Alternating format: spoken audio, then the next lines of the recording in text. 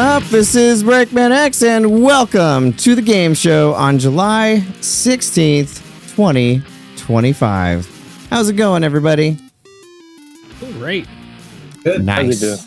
Awesome. Glad everyone is doing extraordinary. We're coming to you in 4K for the first time ever, and hopefully not the last time, assuming that everything works. We'll see. But the game show is a celebration of video games and our collective interests mixed with a healthy dose of humor while bringing on our favorite people in the game and movie industries on as guests. So how are you doing this evening, Mr. Burton? I'm doing great. I've been playing so much Death Stranding. I want everybody to call me by my new proper name, Jack Porter Burton. This game has done something to my brain, I swear. Nice. Awesome. Very cool. And Jess, how are you doing this evening?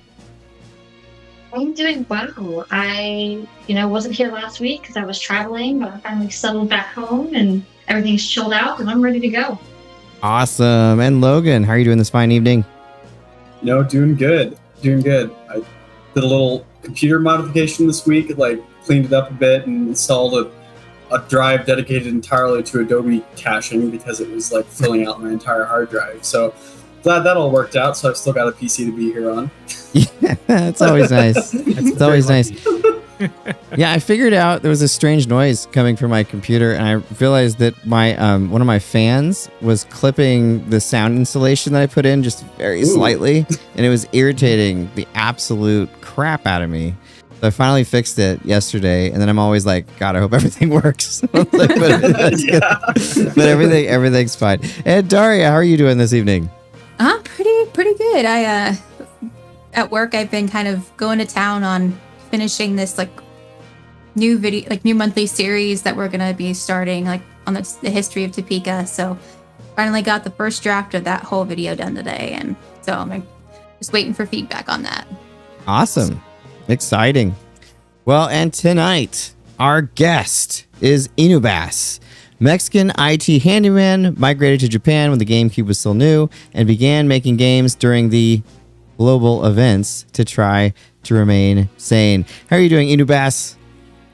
Been well, mostly. Thank you for having me. I'm nervous as hell, so please forgive me for every. You just look at me with kind eyes. The kindest, only the kindest eyes here. But no, we're very excited to have you on, and looking forward to chatting with you. And thanks to Sarumaru for the recommendation and the connection on this one. Thanks, Saru. Appreciate it. All right. So let's go ahead and... Just before anything, there's still maybe half a day to pitch in the Kickstarter for Sarumaru's newest game. Oh, yes. So, please give it a go. The project is already funded, but everything else helps. Yes. Get goodies and stuff. Yeah, the Nyanja Cat. If you have not funded it, I put money in. I'm gonna get it. I'm gonna get that game. I was pretty excited about it when we were talking about it during that show. And I love FX Unit Yuki, so of course it's gonna be good. So kickstart that if you haven't already. Yeah, but, and go ahead. I think Saru's in the chat, so yeah, if you want to, feel free to throw the link to the Kickstarter up there too. Feel free. Yes, absolutely. Feel free to do it for sure. And if you would like, were you going to say something, Inubass? No. Oh, okay. I want to make sure. I've skipped Darria on accident once, and so I'm always freaked out that at some point I'm going to talk over someone. But if you would like to participate tonight on the game show, just right below our YouTube video there, type in your comment, and Logan will read it. If you're unable to comment, we do require that you subscribe to comment, so that way we don't get any more interesting comments that we've had a couple in the past. Hopefully that'll prevent that. And if you like and subscribe, it'll show a little thingy up here when you subscribe. So you should do it. So we see that. I worked that in earlier this time. That's nice. All right, let's go ahead and dive in. So Inubass, tell us a little bit how you got into gaming, and also how'd you end up getting to Japan? Well, getting to gaming is kind of boring story, I suppose. Is let's say I used to live in the mountains, right? as a kid. There was like electricity about two hours a day or something. We had to light up for what is called oil lamps. Used to read by night and all of this. It was a very interesting town. I'm calling it town because calling it a hellhole will be a little bit mean to hell. So eventually we came back to sort of a civilized place, and one of the things I got first was just outside of just being dazzled by lighting in the night. There was a small place near a tortilleria, where they make tortillas and stuff.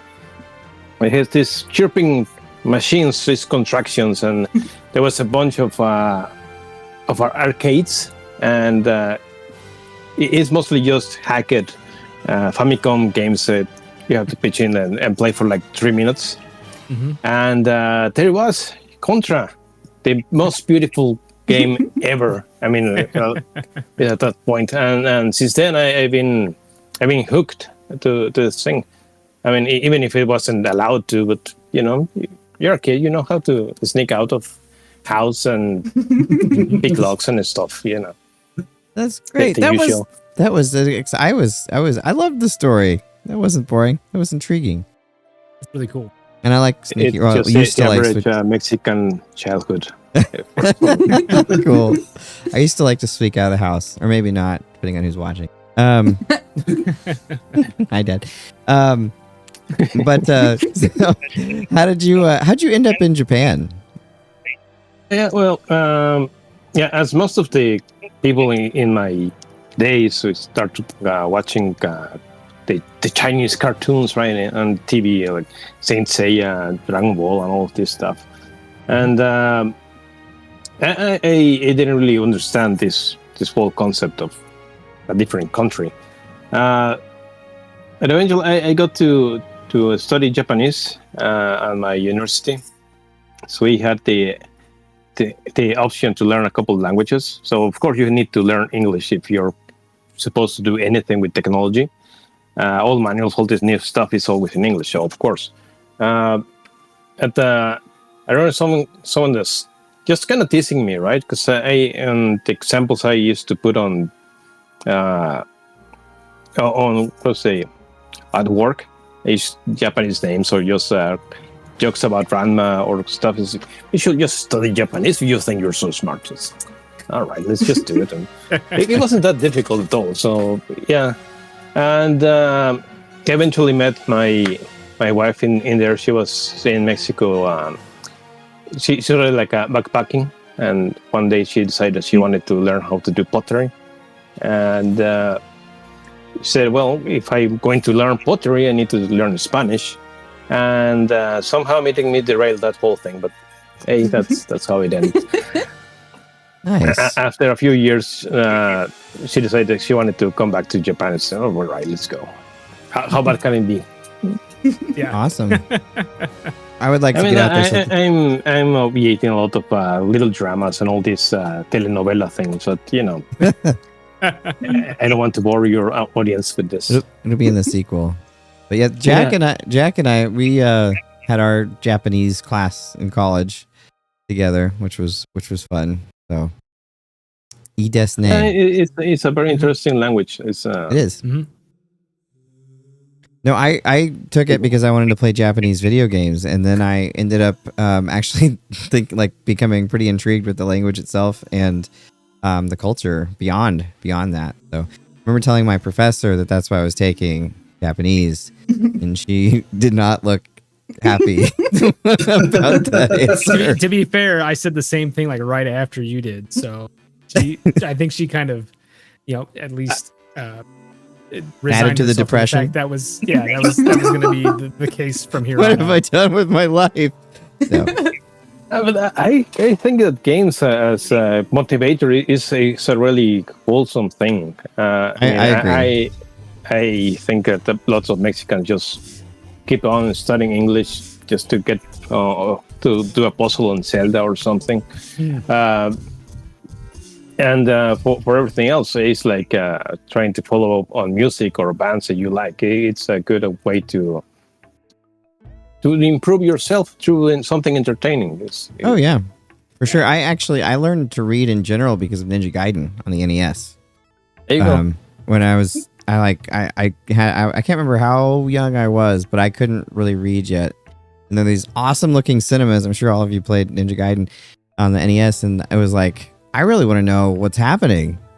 And so it like really motivated me. So 2 languages, thanks to video games. So, but all right, Jack, you're up. So Inubass, thanks for being on. Is there anything you're playing right now? Anything you wanna kind of tell us about that you're playing in your free time? Do you have free time to play?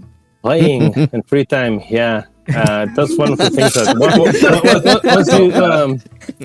once you become a games developer, you really need to work out to play something.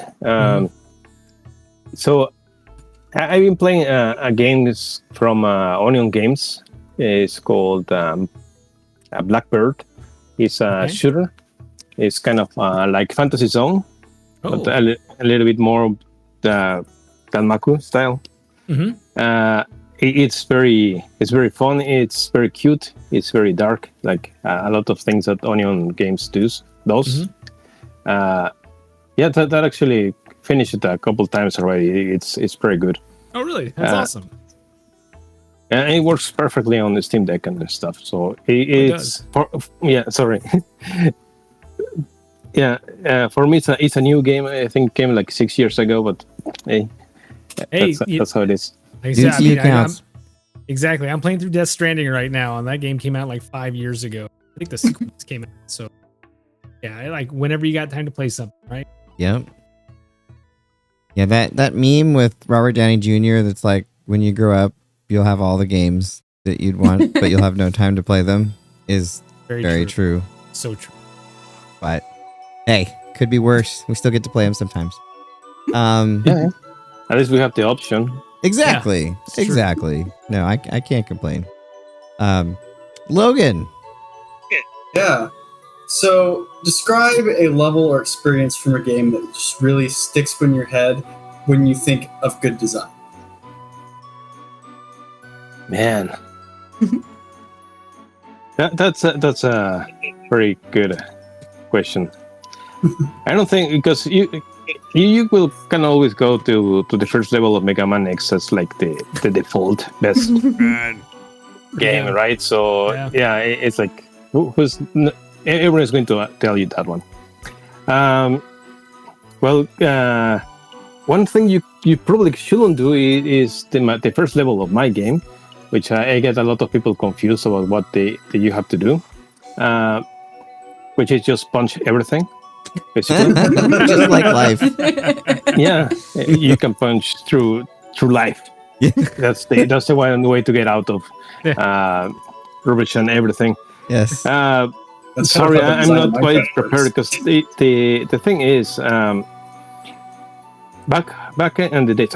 There's Contra, right? The Contra game is just pop in, it starts shooting, and the first couple of seconds you don't really get hurt about anything. It's just like, okay, what you do, check your buttons, check what's wrong.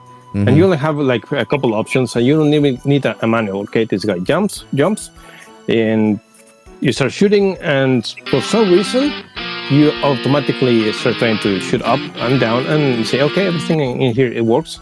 And then move a little bit, get a bullet, and then you die. You say, okay. So bullets are bad, everything else is bad, destroy everything. And there you go. It is the perfect way to learn anything. And we didn't need big manuals. We didn't need a voice and a little chat, a little radio thing telling you, hey, Joe Rambo, you can aim your gun, and if you press the trigger, come on, guys. Have you ever seen the Game Sack skit with that, where Joe does? It's pretty funny. Man, that guy cracks me up. He did a Game Sack skit where it was like a tutorial type thing, making fun of it. It was pretty funny. So I hate tutorials in games. They drive me nuts. Yeah, well, I was there's a game I really enjoyed, even though it had a lot of faults. It's Sonic Frontiers. Yeah. And it had the exact thing in the first couple of the first half hour. It's just like you start running, and then the game pauses and shows you a lot of text. You can jump to rings to get more speed or whatever it is. Come on, I don't care. Just let me try. I want to try. I want to figure things for myself. Let me go it makes me fast. feel smarter, even if it's not. Yeah, that's something with modern game design is they really have trouble letting you fail, especially fail in terms of learning how to play the game. I can kind of understand that from like the financial point of view, but that was, growing up playing games, that was one of the big fun things about the game was figuring out how to play it. And if the game was designed well, you would figure out how to play it. And sometimes there'd be some esoterical thing. I mean, the one that always comes to my mind is Double Dragon 2, the knee thing. Where you knee the enemy. When we first did that, we're like, oh, how we didn't read the manual, of course. So it's like, how did that happen? And then you kind of eventually figure it out. But it is interesting, like how often starter levels, like really good starter levels that don't use a lot of text, come up in like this question, because there's something just really satisfying about letting people figure it out and teaching them implicitly without just needing to explain everything. Yep. And even from some companies that you'll expect they know. Again, Integrates, which are the guys that developed the latest Mega Man and the Asteroid Strike stuff. Lots of text for everything. I don't care about the story. I just want to shoot the stuff. The art is beautiful. The animation, the action is great. And then you get someone talking. No, don't do that. Man. Yeah. No, I'm there with you for sure. And of course, for Miko Hertz, will have a fully voiced animated stuff, and it's just going to be an avatar just talking to you all the game. That's great. Push forward to go forward. Push up to go up. Yeah. Kind of like related to that, like, because I don't know how much since you've played of FBC Firebreak, Jack, but that was actually something that they had gotten feedback on, is that people wanted more tutorial-esque things, because it kind of just throws you in there at first. Yeah, I mean, like one of the things I didn't realize is like, hey, did you know you could shoot the sprinkler systems and actually get it to fire off water? Because like half the levels you need water to either put out fires or kill all the post-it notes. Like, I'm gonna shoot. It would have been really nice to know that right off the bat. And it's like, but on the one hand, it's like, I also liked being able to figure that out. Like, oh, okay, what other resources in this environment can I use? Yeah. And I think like I really liked that aspect of it. And they kind of addressed that. They kind of like added more explanation tutorials for those that wanted it. But I did like that aspect of like trying to figure out what exactly, how can I navigate this with my specific kit? Yeah, I think there's a fine line. Sorry, Logan. Like there are games like Breath of the Wild and Tears of the Kingdom, whereas it's like, hey, here we'll show you how to use this stuff and go figure out what kind of crazy stuff you can do with it, and you get a lot of emergent gameplay out of it. That's really awesome. But there's I don't know. I feel like there is a very fine line between letting people just kind of go and explore and do that kind of stuff. I think in FBC Firebreak, like if maybe there was like a tutorial level or maybe something without the pressure of just being live in the game with other people right off the bat, I think that might have been something that would have served that game a little bit better. But you're right, there is some fun when you do figure that out. You're like, oh my gosh, did I just break the game? I think the tutorial level is where my mind going with what I was gonna say, because that's kind of what I was thinking would be a way to solve that issue without needing to explain too much, like have like a bot match or something, and putting the player in situations where they would need to use these mechanics and making it relatively straightforward to figure out in that particular moment in the tutorial level, but you're still not having to like stop the gameplay to force the player to figure it out. Yeah. Yeah, I think stopping the gameplay is the thing that irks me the most. And again, in my own games, I still have a lot of issues with the tutorials. I still don't think I have found the right way to do it. Another good example is the Half-Life 2, because pretty much every new mechanic you met you will see an example from the ambience, from like some dude getting or getting their face eaten off by something. And say, okay, something in the roofs is bad. So, right. Yeah. Or it's like you walk into Ravenholm and you see like the little booby traps just kind of like running around, and you can just say, oh, okay, don't walk into the electricity, or I can use this little propeller to chop zombies in half. I absolutely, that is one of the games that really signposts a lot of their mechanics up front. If we have the time and the let's say those teams are made by very talented people and lots of people. It's kind of difficult to get that on. I can imagine. I'm sure they play tested the heck of that thing internally, like between however many hundreds of people they had working. Oh yeah, to get a game finished is a miracle. Like we can be critical of games and everything, but to design a game and have it completed from start to finish is literally a miracle. So any of those games, even when we criticize them, like tons and tons of effort went into them for sure. So I always try to keep that in mind, more so now than maybe I used to. But Darria. So what was the thing that got you into game development? So during these events, Japan immediately closed it up. Now foreigners, no one could get out of the country, or they could get out, but not coming back. So my dad used to come to Japan every couple of years, and that year was, he couldn't do anything. Okay, let's get to chat a little bit by phone, just to keep contact and stuff. And it was all bad news, everything, people dying everywhere and such. And I understand the problem, but we cannot just keep this thing going on. So say, okay, let's instead do something more productive.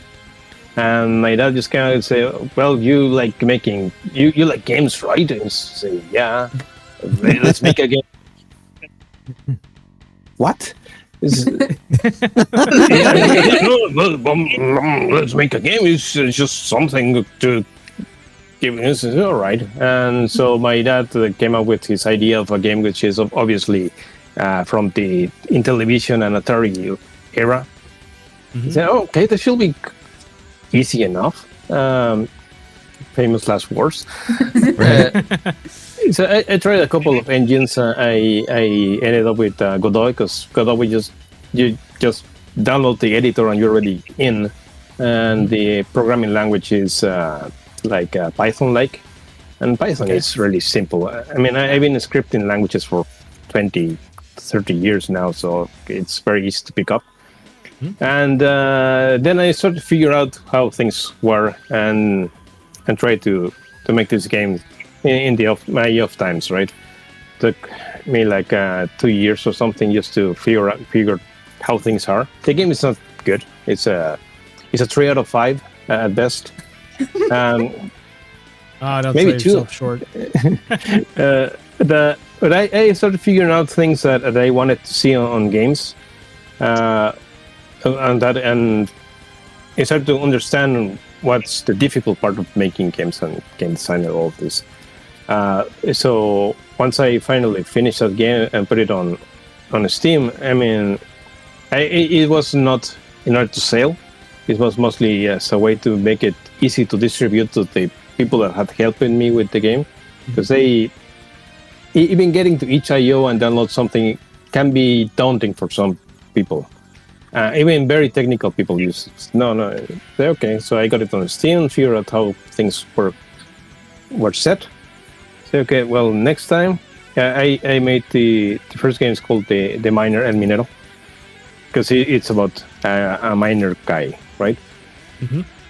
But it was with no enemies, no gruesome death, no violence, no anything. But I love violence. I mean, I'm a 90s kid, of course. So the next game I want to add more action. At first I wanted to do something like the Snow Brothers. Curiously, Sarumaru is doing Ninja right now. For if you're just tuning in, you can check Ninja. So when I was designing on the mechanics of the that's a boring stuff. But anyway, that's how I started the game developing stuff. It just snowballed from little things, and that's where we are now. I hope the snowball doesn't stop here because hope it doesn't melt. Yeah. Well, Logan, I forgot to check the chat. Could you catch us up with what's going on? Yeah. So back at the beginning of the chat, we've got username For Reals Y'all saying here to support my buddy Inubass. Then we've got a bit further down from For Reals Y'all as well. I had the pleasure of meeting Inubass when I was in Japan, so that was fun. He's been helping me with personal projects. I gave him Norwegian snacks as thanks for his help. Yeah, licorice is great, man. Yummy. Awesome. And then we've got a bunch of people saying hello in the chat as well, like Maximus Prime and Sarumaru, who's been around the chat for a bit, and then Superboo85. Yeah, mostly just people just saying hello and stuff. That's great. You should say hello if you haven't already, folks. Hey, for real. Yeah. Just a quick aside. Yeah. For real is doing a fan translation of Popful Mail from the PC Engine. Yeah. He's not a hacker. He's not with the homebrews, but he's doing all the translation to the best of his efforts. Mm-hmm. And sometimes, because the audio and the dialects is a little bit weird, he asked me to help him a little bit. But most of 99% of the work is his, and he's doing a very good stuff. And also he gave me black licorice, so he's a friend for life now. Nice. A fellow black licorice connoisseur is always welcome. They are very hard to find in here. Spooky club. I can imagine. Yeah, everyone hates it. I am not a fan. It's an acquired taste. I am not a fan. I tried that long time ago, and I was like, "This tastes terrible." Nice. I kind of wish that I liked it though, because mysterious. Yeah, mysterious. It's nice. People say it tastes like medicine, but hey, it's good for you. Good medicine. There you go. All right, Jess, you're up. It's great to have you on, and I would love for you to tell us a little bit about Sketchy Civeche. Civeche. All right. Well, that's the name of my studio. That's the whole thing. It's only just me for the most time. Why is it Sketchy Civeche as well? Because kind of like Samurai Pizza Cats, and there's Spaghetti Savage. Kind of started like that. And also because most of my games, at least the stuff I do is just drawings, very sketchy style. So it's sketchy. And Civeche is something that you really don't want to be sketchy. But that's how it is. Yeah, right. Yeah. Cool. All right. Wash your hands before chopping all this fish. Hey, but it's good. Yeah. It's good. I had ceviche once. It's good. Once. I liked it. Good, I'd have good. it more, but I don't live by the coast anymore, so it'd be really sketchy. Yeah. That's a good thing about Japan. You get like all these sashimi cuts and stuff. Oh. You get a good slab of bonito. And Oh, I'm gonna go to Very jealous. Japan. So very bad. jealous. We're gonna go. We're gonna go sometime. Sure. Once we get that big sponsorship, we'll do a show live from there.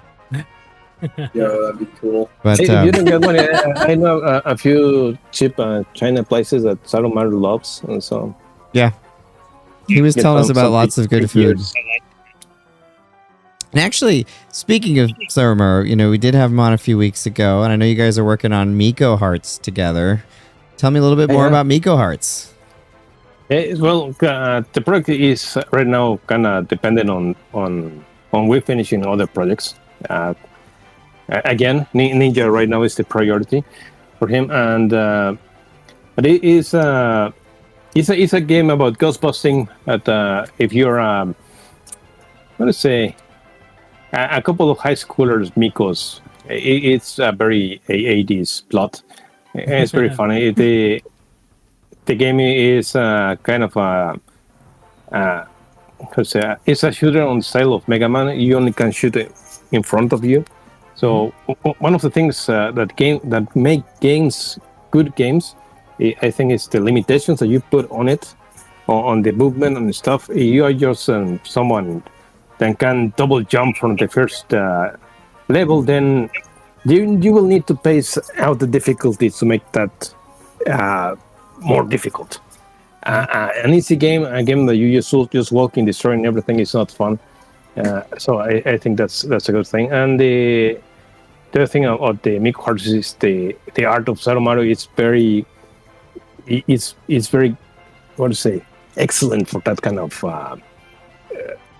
plot, right? Because there's no plot. Yeah. I mean, it's just moved by the visuals, the 80s vibe of this, but still the gameplay is fairly modern. I mean, it's retro, but it's modern. I think we can keep on finishing that game. After we finish a couple of projects, but when we both put our minds together, I think we can do progress very quickly.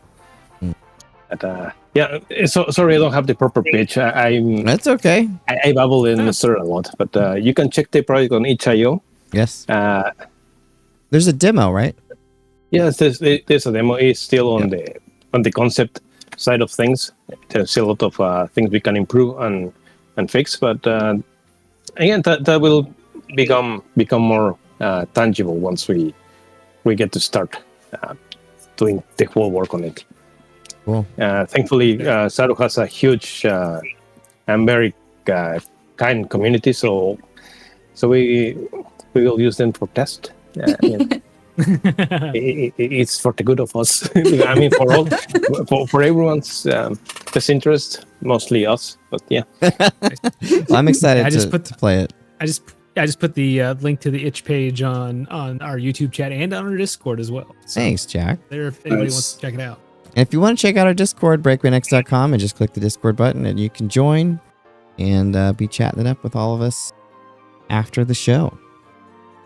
But Jack, take us away. All right. So, obviously, we hear a lot around these parts. We hear a lot about, video games and everybody loves to play video games when they come out. What would you say is one of the biggest misconceptions the general public has about making video games or working on making video? Biggest misconception. Yeah, I wonder. There's one thing that producing, putting more money on the game is going to make it better, and that's not really true. Well, I mean, I'm of course I'm an indie, right? We're working on zero money, but sometimes even if you get the best graphics, have a team of 5 writers and done TV or such stuff, get an actor to do mock-up and everything, it's not going to improve the core gameplay. And I think games are games because of the gameplay, right? Yeah. It's not just... Of course, there are exceptions, and of course, because I'm a huge hypocrite, I think it's naturally it's a great game and has like two places that actually have gameplay in it. But again, it's exceptions that show the rule, right? You need to make the moment to moment to be interesting, to have you in, and even if you manage to completely replicate the cornea of some AAA actor, is not going to improve that. It's not going to get the hit stop to feel better. It's not going getting more it's better specs on the machine is not going to improve anything on that. Mm-hmm. So yeah, I think the games at the core, they don't need that much, but it could help if you put some money on for the programmers, but Throw some money at. But again, it's like in everything, right?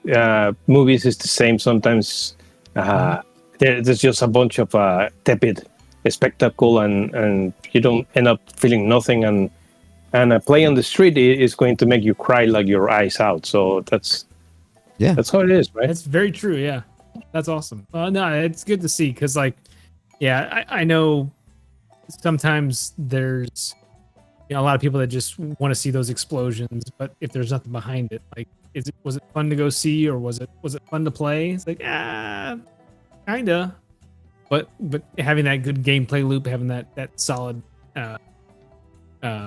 having solid mechanics really makes a game shine through, no matter how good or played. Then again, the car chase on the Blues Brothers was completely necessary. Yes, it was. Yes, it was. If it was another 3 minutes extra, I'll be happy with that. It's fine. That's pretty great. That's a really good callback. I need to go watch it. It's a lovely movie. I try to follow my life on their steps. All right, Logan. Yes. All right. So, in your opinion, why are classic and retro games just as compelling as modern games? Well, there's a reason they're classic, right? They're very proven because all of the bad games of the era, we don't remember them, or we just remember them as a joke. It's kind of a bit of survival bias, I suppose. But this thing is the same with the sports and the same with all classic games like chess and stuff. It's like you don't need to change the regulation for soccer every single year. I mean, maybe they do, but still, the basic game is still the same. And the core loop of many games, we are still enjoy them because you enjoy when you throw a ball. You enjoy the curvature of this, and you enjoy punching things and jumping over things. It's a natural thing, and of course, I like action games mostly, so that's how it goes, right? But I was chatting yesterday with a guy that's trying to prototype his own game. He wants to make an RPG. Okay, well, you alone for an RPG is crazy, but yeah, you do you. He was telling me the basic of his story.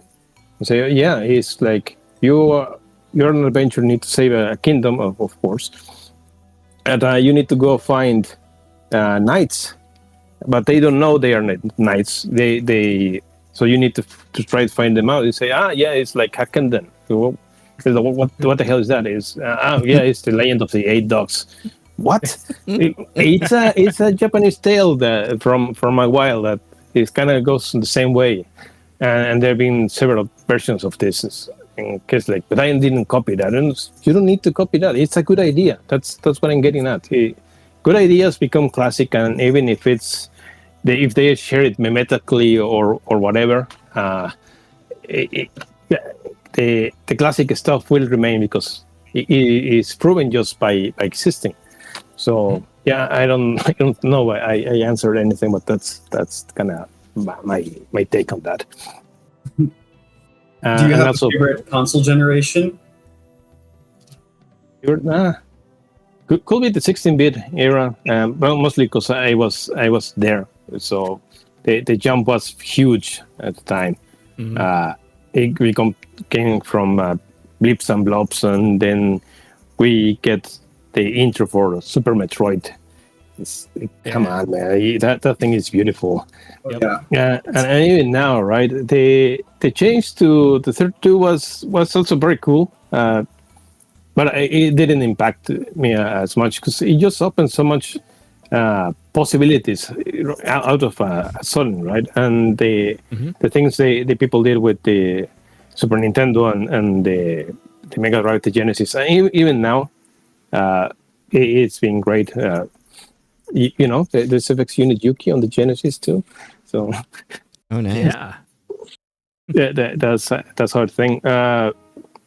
even now, I have a huge box with Super Famicom games to try to play every now and then. I mean, my favorite is still Airborne Gym and Chrono Trigger. So, yeah, of course, I love that era. That's really cool. Those are two cool choices too. I mean, Chrono Trigger. Yeah. But mixing that with Earthworm Jim is interesting. Do you have a favorite version of Earthworm Jim? Is it the SNES one? Actually, the Saturn one for Airborne Gym 2, I think is great. The second stage, the second or third stage. I mean, my favorite, but I still don't remember all the stages properly.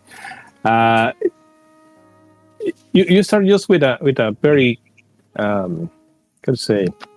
techno ambience music out of a sudden while you're just destroying minds and bones. It's the way they don't really care about any stuff. Just put it because it's cool. That's very nice to me. It really it's sublime at points.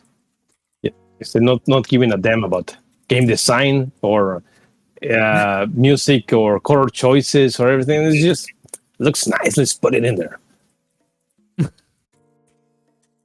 Always a fun game ideology to go for. Yeah. Games are meant to. I mean, I don't. Everyone can make the game they want, but the fundamental is play game, right? It's in the name, so make it fun. Yep, absolutely. Then destroy someone's souls by the like near, but you know that's a choice. Okay, there's some comments I think I'm going to read. Nice. Yeah. Adam Blue says hello. Hey. Nice to see you. Sweet Like Sugar says here to support Inubass 2. Awesome. Sorry Mario says PC Engine Popful is the best Popful. Yeah. Oh, really? Wow. I haven't. Usually the Sega CD one is the one people like. Interesting. We're going to have to debate that in the Discord. I like all the Popple Mails. They're all It's good. a great game. Yeah. We need more high-legged elf action in the future. All right. It's utterly wholesome, you know. Yeah. It's a great game. The Sega CD one's probably my favorite. But I need to give the PC Engine one more of a chance. I think. I think the PC Engine one's the PC Engine one's the only one I've played. I didn't even realize it got a Sega. It's completely they're different. Oh, really? Different as games. was the case for a lot of consoles back then. Yeah, For Reals Y'all also has a few more comments. I've gotten to meet new friends who are willing to hack and try to implement it, so we hope to get it out there soon. I think that's referring to the game we're working on. Yeah. And I'm so glad he enjoyed the snacks. Norwegian snacks are great, and I love shipping boxes of snacks to friends around the world. Snacks are the universal language. Oh, yeah. Absolutely. Mm-hmm. Also, I missed the line there. Reels Y'all also says, it's my favorite version of Popful Mail. I've even made an hour-long retrospective with a friend. She got me into it, and Inubass has been a big help. Ooh, is that on YouTube? I want to check it out. Let's see. I love those. Yeah. Just hook us up with the link. I'll check that out if it's out there. Yeah, they do have a channel. Nice. I think I see the hour-long. Yeah. Check out the Reels Y'all channel. That's what I'm going to watch tomorrow when I'm exercising. For sure. Cool. Get the iPad ready. Sorry, Mario says, that's awesome. I have such strong nostalgia for Popful Mail on the PC. Keep it up, Reels Y'all. Yeah. And then Reels Y'all says, thank you. I'm so glad to have met people willing to try to hack the translation of the game. Then apparently, Inubass took Sorry Mario to eat pig ears. What? Yeah, they're delicious. To eat what? Pig ears. Pig ears. Oh, pig ears. Okay. It sounded like figures, and I was like, don't eat action figures. No. Yeah, That's for playing. So Sarah was in town, and of course he's going to be eating ramen and okonomiyaki and all of this greasy stuff that he always does. And he came to my station and said, "Well, what do you want to eat?" He says, "I can eat everything." Okay. And we just have a Chinese restaurant on top, because the good thing about these places is that they're spacious and we can chat a lot, right? Mhm. That was the idea. And I was just expecting like gyoza and stuff, but say, "Oh, pick yours, nice." I got a couple of them, and apparently he's too American for that. They are good. They're refreshing and Nice. crunchy. I bet they're crunchy. I want some fried Japanese. Paramar says delicious fried greasy things. Yes, I love fried anything. Anything fried is amazing. So It's Um, French. American too, and French, I guess. French invented frying. Thank you to the French. And with that, Darria. So, could you tell us a bit about El Bolotero? Yeah, right. So on the previous game was all about violence and vengeance and destroyed everything with the power of fury and bread. But what happens after that, right? What happens after a weird war? What happens after everything is destroyed? Well, you go back to normal. And it's a kind of a sequel, not sequel, because, I mean, 3 people play my game. Who cares? What is said on the Mexican space age, and I go with that because it's just a couple of it's the bus driver and the ticketeer just going on the lives and helping people get to the places, right? Because the surviving humans are already on a diaspora through the space, but they still need to make get the groceries, go to school, go to church, that kind of stuff. So your the main gameplay is the ticketer, the ticket guy, just orbital drops to an asteroid. Of course. I mean, it's a space. You can. Why not? And go on, then find every single one of the passengers, give them the ticket, and then they get involved in a laser ball and get sent to the bus stop. And it's mostly just about getting that. The ticketeer is one of the survivors of this, so he has a bionic leg and a huge scar on his head. That's why he wears a cap. So and he moves along by using a grappling hook. So that's the idea. Again, the gameplay is more important to this whole thing. I don't really explain any of this in the game because it's not important. But you can see a little bit of dead gods on the background, that kind of stuff. And the style, I think my wife thinks everything looks very cute. So that's it. I mean, even the space worms. There you go. Very cute. Very cute. Very cool. Yeah. So for the passengers, I'm planning on doing about 100 different designs and getting a lot of guest people to show in here. So I have a couple of there's Nyan Yamaru again, just pitching my friend here. But again, they all made on my own style because I cannot really draw in any other way. And a bunch of the Tokyo Indies people here. I met them and say, hey, do you care to show up in my games? Mostly they say yeah, and make a quick design of their stuff and being putting it on the game. But again, the most important thing for me is to make the game fun, and I think it's like an SNES type of game that you spend a couple of hours, and also supports coach co-op, split screen, and everything. So that's the main idea. You can wishlist it down on Steam, of course. It's being shown from today, or maybe tomorrow, on the Bit Summit in Kyoto. Thanks to the guys of Tokyo Indies. Oh, So, yeah, I mean, of course, it sounds weird here, but some people like it, and I'm doing my best to make it an enjoyable experience. I'm just very bad at pitching. That's all right. The game's much more important than the pitch, so it'd be fun to check it out for sure. Everyone, go check it out. Let me check. Let me find the link or something. This basically the idea and the main. You looking for the Steam page? Yeah.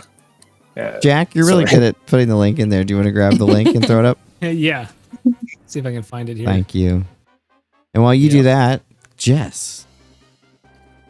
Yes. So you've already talked about a couple different games that you have worked on. Do you have a favorite project so far, or something that really sticks out to you? Favorite projects. All of them are my favorite projects. Is like asking you to take your favorite kid or something. Yeah. Basically, that is right. I mean, but in games sometimes you need to drown your kid because it's not working out. No. Right now, the ticket here is very fun because I'm drawing a lot for that game. I'm not doing as much work on that because of life. Right now, I'm working with another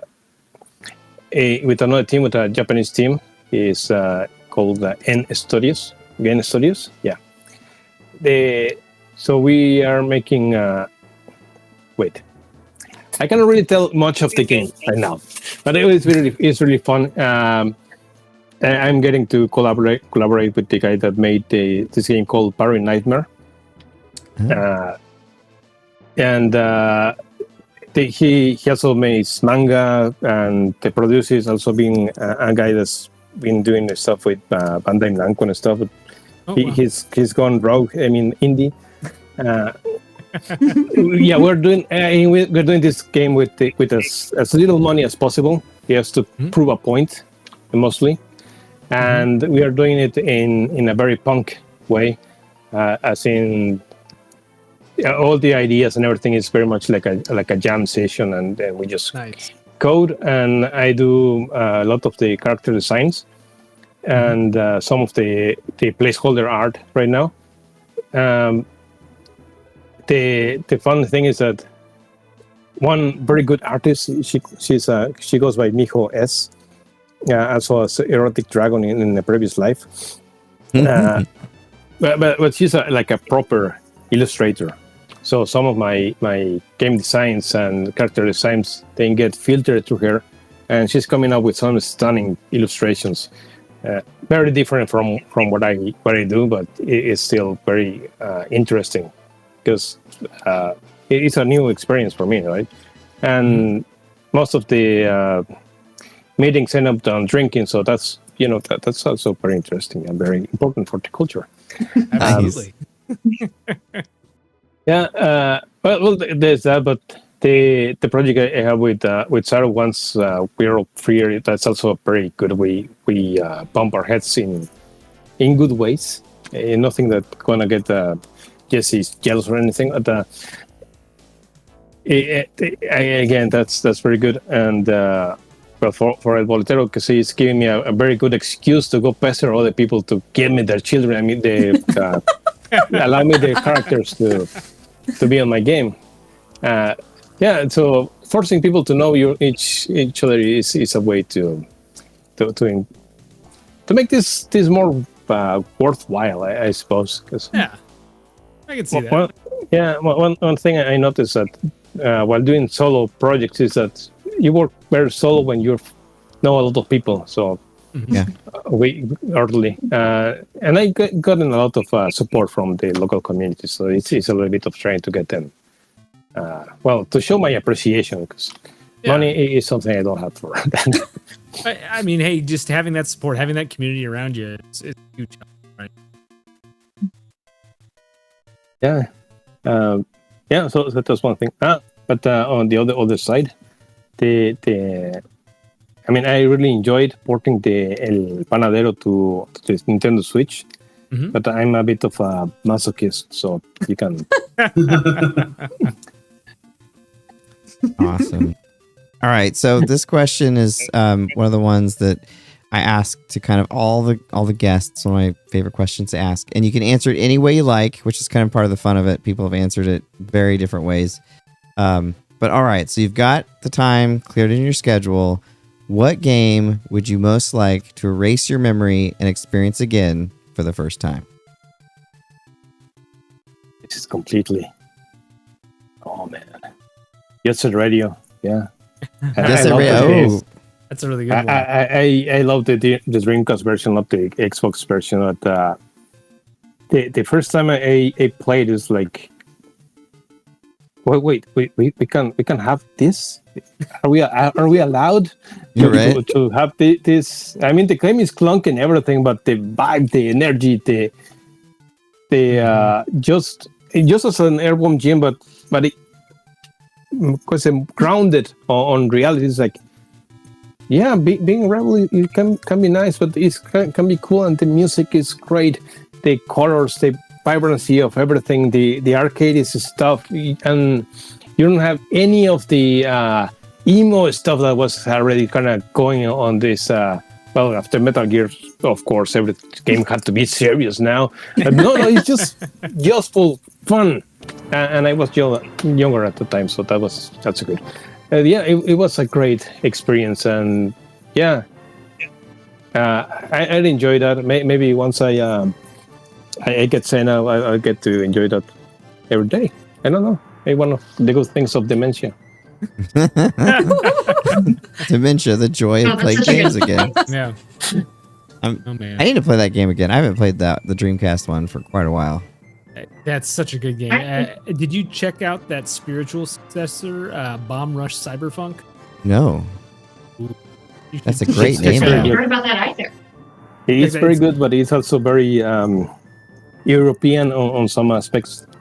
Yes, it's not quite what you want, but it looks almost a lot like what you want. See, it's a very interesting take. Yeah. That I just loved Jet Set Radio on the Xbox. I played probably more of that than I think I played any other Xbox game that we have. You have great taste. That's awesome. Okay, oh, nice. Nice. There So it awesome. is. Yeah. Cool. That's cool. All right, Jack.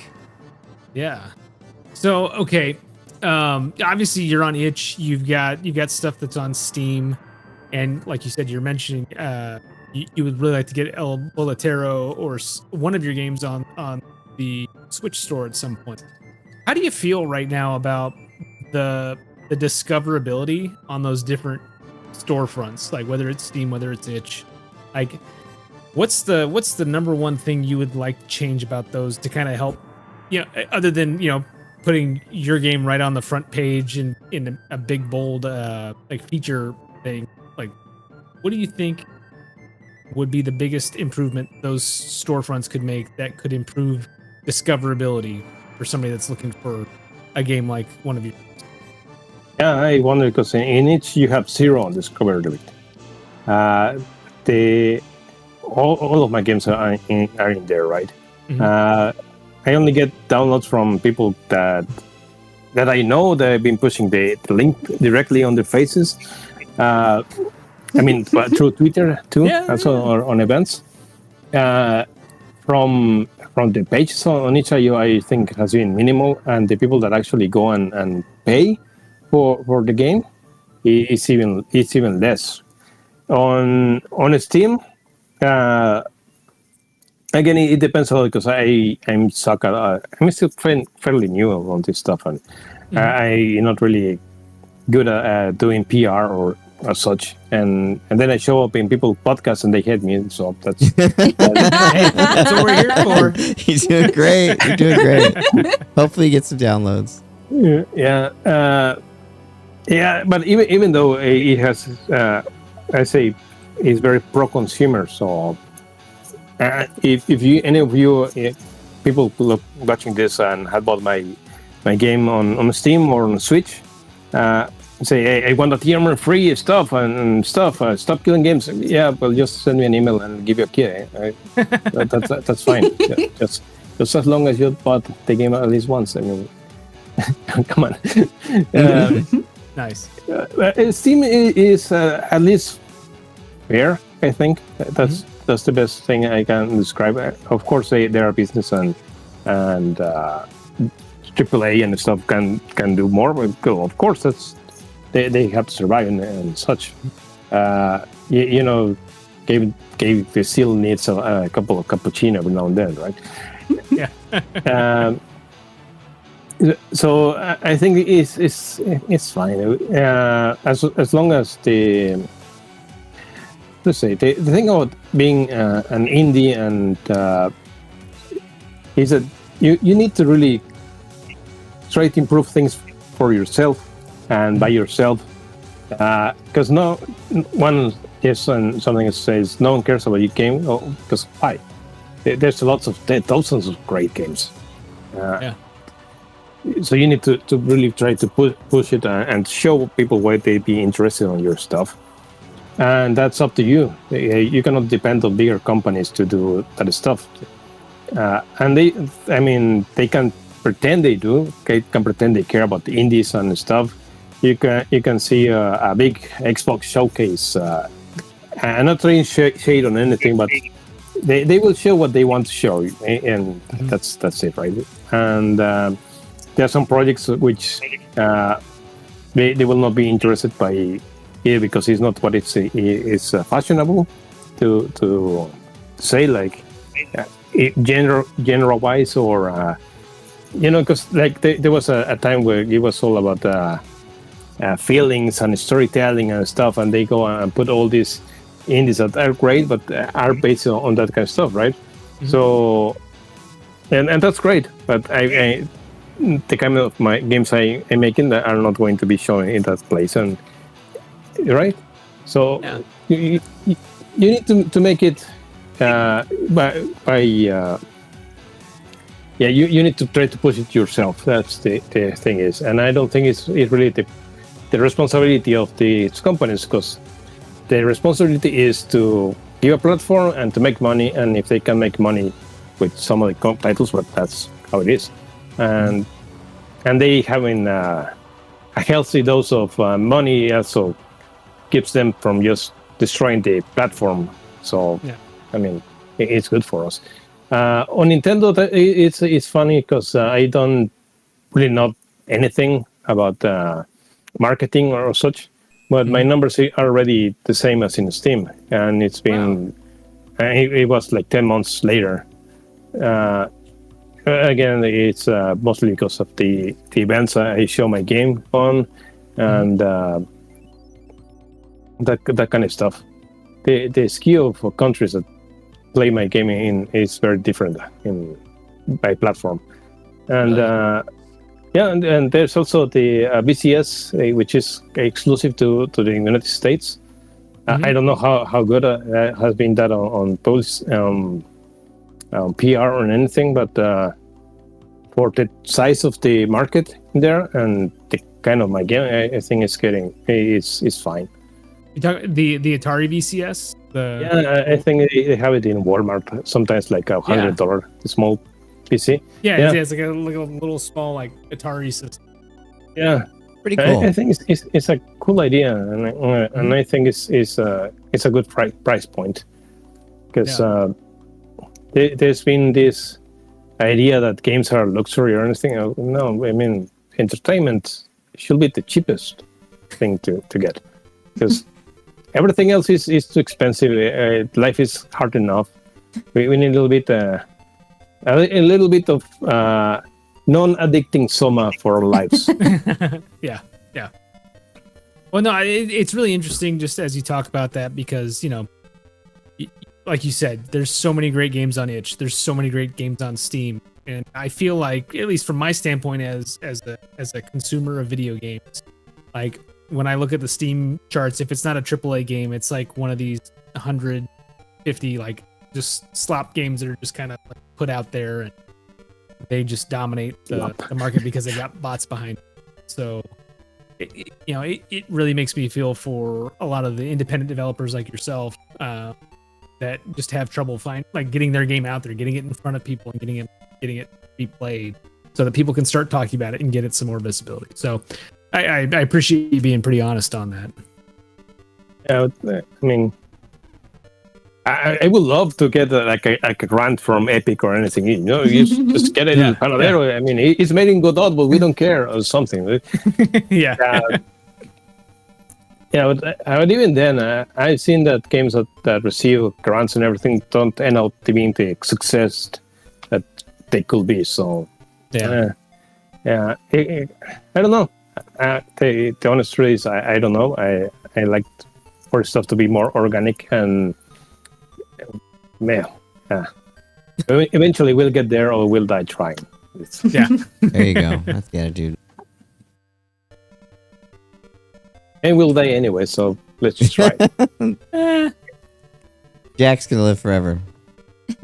No, I know better than that. All right, I Logan. die doing what I love. There you go. Dying There you is go. for the That's weak. pretty much living forever. Your Okay. turn, Logan.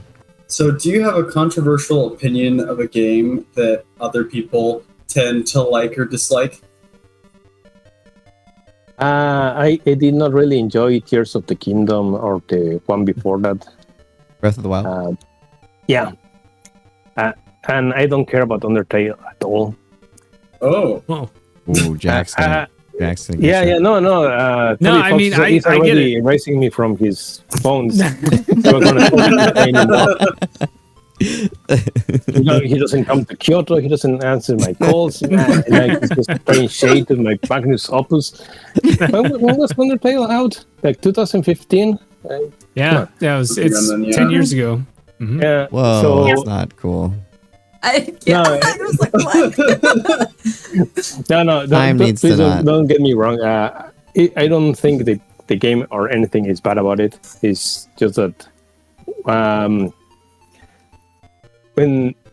when you don't know about one game except for everything else that is been around it, so you already know the story about Toriel, the music and everything, and say, well, then what's the point of playing it? And I think that kind of destroyed the possible experience I would have if I could erase my memory, maybe, right, and then actually play it. But at this point, I cannot do much for that.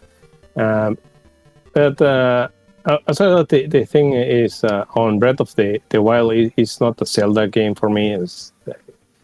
I just too old. I was expecting, well, not expecting, because I already knew more or less the idea. Okay, let's give it a go, and I'll get bored, and that's it. If I get bored in a game in the first 10 minutes, and then that's it. My first reaction to Breath of the Wild was not positive, but I've been replaying it on the Switch too, and I'm actually really liking it now. it's kind of amazing how much that extra performance can actually clear up your experience in the game. Well, yeah, it's a completely different game for me, and I don't know if that's what bothered me the first time, or just the headspace I was in, or what it was. But when I first played Breath of the Wild, I loved it the first time I played it, and then ever since that, I did not. I just felt too open ended and didn't feel like a Zelda game, actually, as Inubass said. And then it was, but playing it again now, I really like it now, and I don't know exactly, besides the performance, what else it could be. Giving it another chance was good for me. Yeah. But again, that's my opinion. I can change that any other time. Yeah. No, I'm surprised that I like it now. I wasn't expecting. But all right, Darria. So, what is your favorite game to play when you have just a couple of minutes, like your quick play game that you can just pick up and dive right into? Okay, maybe it's not a proper game, and it's right now not the best, not the most loved company of this. Rocksmith 2014. Oh, yeah. So when I have some time for it, I just pick up my bass and play a couple songs. And Nice. Oh, nice. That's awesome. that's it. I really enjoyed the game. I mean, It's practice, but it's not. I mean, Yeah. I cannot really go and jam because I'm not really remembering all of this stuff and just reading. But I'm enjoying myself when I'm playing that. It's a whole different experience from when you're actually practicing a song just to play in front of people and then get scared to death. I'm not good in front of people. You can see. The other one is Res. It's one of my favorite games. Love Res. So good. Yeah, I just go straight to level 4. And Which version do you play? all of them. Oh. I have the one on the Steam Deck. Is not my preferred one. Something about the maybe it's just the size of the screen that it doesn't allow me to put my whole thing in. Yeah. So that's big fear is the mind killer. Yeah. Yeah.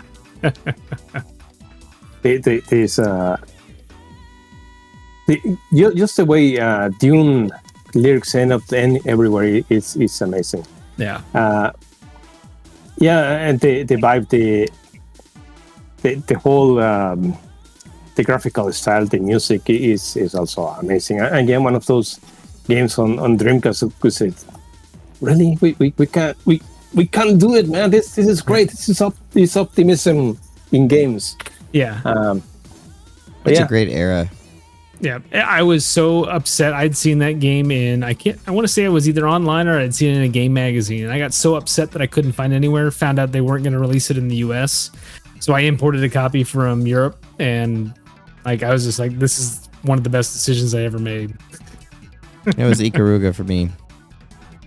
Another great game. Yeah. It's another solid one. That was quite the few years of games that the Dream Genesis too, but the Dreamcast was a fascinating time. I was really hoping Sega was going to make it, but yes, there's Xbox was kind of a Dreamcast too on some in some things. So you could argue Sega's in a better place now than they probably ever were between the Saturn and the Dreamcast now. Yeah, I can say that. Yeah. And though I feel they have lost a lot of their edge. Mm-hmm. Yeah. The new head wants to bring that back. We'll see if it happens. But I saw an interview recently. He said that he wants to bring the edge that Sega used to have in the 90s back. So we'll see how cringy it gets. But I mean the Saturn. The Saturn is one of my favorite consoles. I love a lot of the Japanese exclusive Saturn games. Fact, Shmup Junkies Saturn video. I mean, how many of those are Japanese exclusives? It takes a while to get through it. Yeah, it's like, yeah. There's some good ones I didn't know about. So, pretty cool video. But Saturn is also great. I kind of blanking on the name right now. There's there are lots of very good 2D games. I think it's called Stroll. Astal, yeah. That game is so beautiful. It's so beautiful. It's also animated in a way that very un-Japanese in some aspects. It feels more like going. I mean, the animation was all made in Japan anyway, but like Last Unicorn ish, the pastels, the watercolors. It was amazing. I really hoped that we will see more of 2D with modern consoles, but it still was very the story was different, I suppose. Yeah, I love the question. No. I love that 2D style of the Saturn. That's my favorite art style. Like Mega Man 8 and Mega Man X4. I love, and just that entire generation. I mean, a lot of the shmups, any of the 2D stuff from that gen, I just absolutely love the way they look. I mean, Mega Man 8, I know a lot of people, it's not their favorite in the series, but I love Mega Man 8 just because every time I play it, it brings me back to getting that game. And just like, I wanted 2D games so bad, during that generation. You just didn't get very many of them. And so popping Mega Man 8 we in. already have Mega Man X, which was cool and had swords and stuff. No more kiddie stuff. Right? Intense. Come on, are you a kid? Are you 13? Yeah. Hey, 8, he had the Mega Ball. Or oh my God, what's it called? Was it the Mega Ball? You kick it? Kick the thing? That was intense. Yeah. But Mega Man 8, except for the voice acting, Elmer Fudd is Dr. Wily, or Dr. Light. Like, literally, that guy, unfortunately, sounds like Elmer Fudd. It'd be interesting to see, like, how that casting process went, where they're like, could we, how, like, what were the goals? Like, if reading the casting. Who do we have around the office that can sound remotely interested? Or like as terrible as possible. Duo is not bad, if I'm remembering right. Duo is not bad. Bass isn't bad, except they call him Bass in the game, which is like weird. But anyway, the gameplay is great. If any of you haven't played Mega Man 8 and you love like those type of games, play it and jump, slide is all I'm gonna say. And die a lot. And die a lot. Yeah, I got so frustrated. But yeah, I love the Saturn version of that game. Is my favorite. But all right, Jess, I believe it's your turn. Yeah, so you've talked about a couple games, but do you have any that like really stick out to you, like that you remember or that you discovered growing up? So there's a story for you. No, it's not a story. One of the we used to move a lot, and during one of our travels, we ended up in the middle of the road, just a small, like a truck place, right? And this guy making tacos and everything, and they had a bunch of arcades on the back. But it was kind of weird because there wasn't families in there. It was just truckers and such. Mm-hmm. So while we were waiting for my order, I go there and I started listening to some weird language, just yelling. It's what the hell is this? Right? Go check any Samurai Shodown in it. Oh, yeah. What is this? Is like a Street Fighter?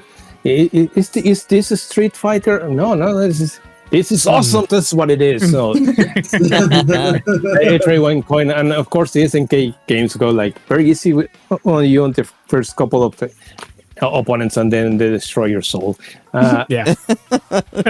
The blood, the effects, everything is so theatrical.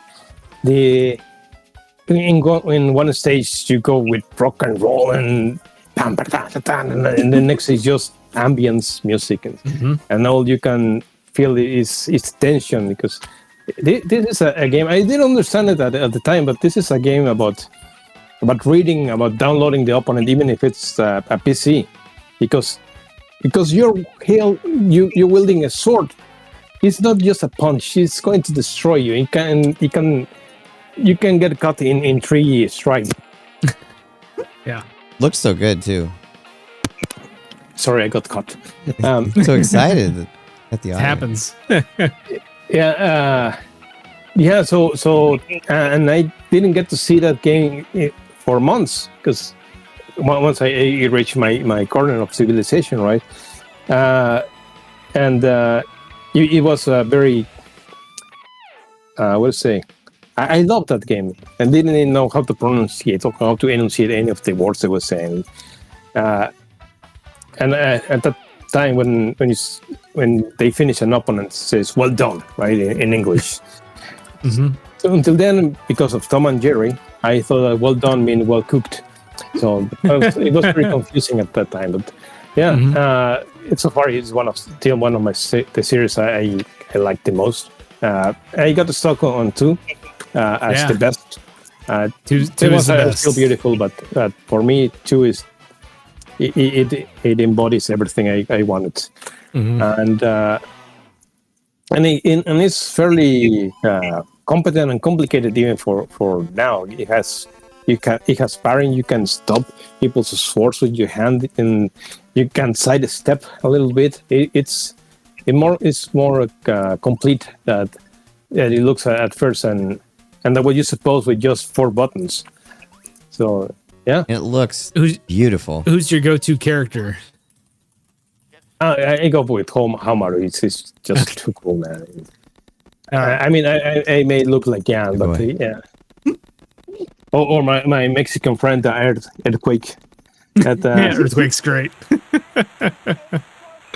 Awesome. Awesome. So, is there a genre you'd like to tackle or a person you'd like to collaborate with that you haven't gotten to yet? That's a lot.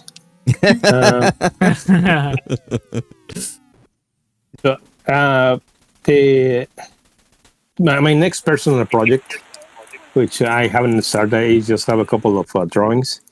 It's basically a runner like Pit Runner, I think. It's El Boñolero. It's about it's about a soul in hell just trying to deliver buñuelos, which is like a huge Mexican cracker thing. It will make sense when it's done. It's just a runner, right? But after that, once I be more experienced and maybe have more people to collaborate with, I want to make a mecha game. But again, just grounded on my idea of the future Mexico, right? Because he's and in a world where we have right to repair. Yeah. So so all of the space debris, all of the ships and everything, you could just get them and start making your own ships and that kind of stuff. I'm not smart enough to figure out how it's gonna work, but that's the kind of, or even I don't even know what's the genre that I want to get there. It's probably going to be a mecha game where you customize and that kind of stuff. But again, you'll be on a space, and it's just going to be like your average Joe just welding stuff together. That's cool. That is so cool. I would play that. I would play that. Me too. Yeah, maybe in 4 years. But it's something I want to get in. Awesome. Awesome. All right, Jack.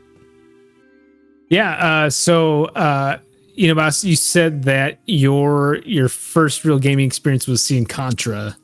Can you tell me which Contra game is your favorite? The first one. Yeah. Sorry. First one? All right. Yeah, I mean, So Super good. Contra is also very good, and the Genesis one also hardcore. Yeah. It's also amazing. But the thing is that first game, I mean, it's not just show me that I could control something, but just something as a kid you had. Well, at least in my experience, there's nothing I can do that can change my destiny. That's until that point. I can yell, I can say whatever it is, but no, you just get picked up and then sent up to somewhere else. But in Contra, if you survive or not is on you, right? And the gameplay itself is very tactile, is very responsive, and everything.